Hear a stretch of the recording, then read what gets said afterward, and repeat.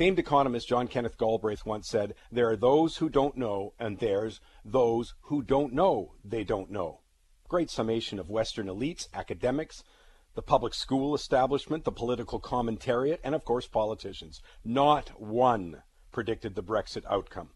I can't think of a more deserving group of people to be upset than the Euro elites, unless it's here in Canada or the US. April 2010. First time on Money Talks we discussed the demise of the European Union. It was pretty easy to do, actually, because the Greek debt problems were going to show up the next month. They had a bond maturing that they couldn't pay for, but we clearly stated that was the canary in the coal mine for the end of the European Union.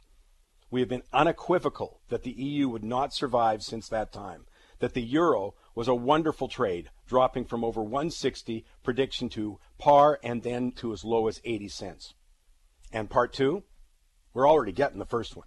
And part two, and the elites won't like this one, we are witnessing the historical demise of the welfare state model in Europe. I've said this in every talk I've given in the last 7 years. If you doubt it, you will be wrong. I'm not one of the people sitting around going, gee, Brexit, such a surprise. It's been one of the major themes on this show. I'm not saying it's good or bad. There are consequences to staying or leaving, but clearly we said it was coming. Our political elites, organized labor, business cronies, academics, and the media commentariat still don't know what's going on. They actually don't know they're the problem, and they sure as hell don't know what's coming next. Their collective heads are so up their establishment butts. They're so self-satisfied, and I include virtually every person I hear or read in the Canadian media. They wouldn't know the revolution's begun if it was knocking down their door.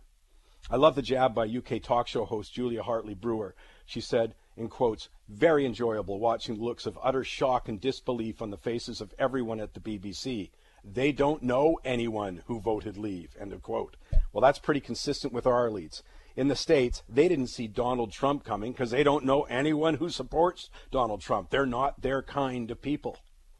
Make no mistake, we're talking revolutionary change, but instead, our politicians, media, my hate mail correspondents pretend that it's business as usual. That's the inherent failure of the political establishment, mainstream media, education system, and academia. They think it's business as usual. Everything's a surprise, from Donald Trump's rise to the popularity of Uber and the rest of the tech revolution. I had one listener upset because he said I talked politics. Let me be clear. It's one of the key points to understand. As long as you think that when I talk Democrats, Republicans, progressive left, even if you have a poster of Justin Trudeau over your bed, if you think it's politics, then you are never going to understand what's going on, let alone anticipate it.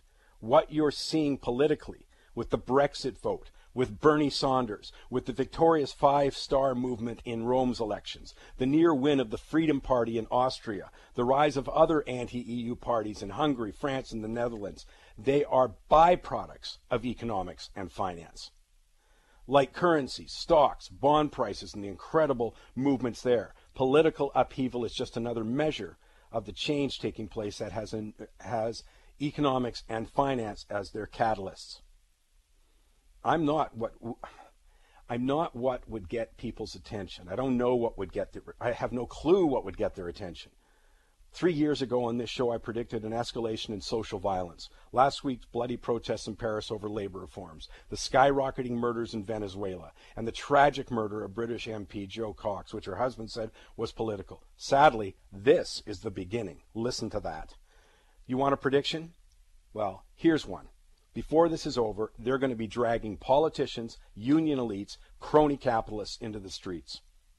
In the U.S., the political elites are ushering the Democratic Party's demise, their own demise, by supporting the breathtaking, unethical Hillary Clinton. And I don't see a commentator in Canada who gets that. They're too busy being smug about Donald Trump. For the massive disruption in government that's to come, it won't matter whether the criminal or the narcissistic blowhard gets elected. The political establishment, along with the mainstream media, is over. They just don't get it yet. But what about Canada, the only country in the Western world where the elites are not under attack? Although the grossly incompetent, unethical, outright corruption of Kathleen Wynne's government shows they're working hard to change that. It's not like Canadians don't have reason to be fed up with the political establishment. We had 120 arrests plus for corruption in Quebec. I mean, my God, the mafia was running public projects. The Auditor General outlines 158 billion wasted tax dollars between 1988 and 2013. Tens of billions wasted by federal departments dealing with native reserves. Obscene cronyism with companies like Bombardier, or, you may have missed it, last week's announcement of another $80 million handout to Fiat Chrysler. The Senate spending scandal reveals that there were no rules governing tax dollars being expended. Despite federal deficits, estimated to be 3 times higher than we were promised, no, we were guaranteed, the feds have millions more for MPs' expense accounts. Unaudited, of course. But still, the establishment remains unchallenged.